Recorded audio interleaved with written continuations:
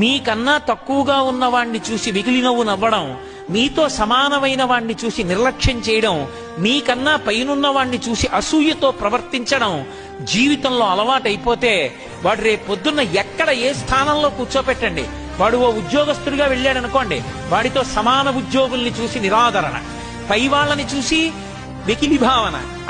ఏదో ప్రమోషన్ వచ్చింది కానండి, ఏదో చదువుకున్నానంటాడు, నాకన్నా గొప్పవాడు ఏంటండి అంటాడు. తనకన్నా కింద వాణ్ణి చూస్తే అహంకారం, నిర్లక్ష్యంతో ప్రవర్తిస్తాడు. తనకన్నా కింద వాళ్ళు తనని చూసి సంతోషించరు, సమానులు సంతోషించరు, పైవాళ్ళు సంతోషించరు, తన అహంకారానికి తానొక్కడే సంతోషిస్తుంటాడు. అటువంటి వాడికి ఆపదొస్తే కాపాడేవాడు ఎవ్వడూ ఉండడు. అందుకే జీవితంలో సంస్కారమును పొందుట అన్న మాటకు అర్థం ఏమిటి అంటే, తనకన్నా పెద్దలు కనపడితే గౌరవించాలి, తనతో సమానులు కనపడితే ఆదరించాలి, తనకన్నా కింద వాళ్ళు కనపడితే పరమ ప్రేమతో కూడుకున్నటువంటి భావనతో వాళ్ళ యొక్క అభివృద్ధి కొరకు ఆలోచన చెయ్యగలగాలి. ఈ 3 భావాల్ని మీ జీవితంలో బాగా అలవాటు చేసుకోండి.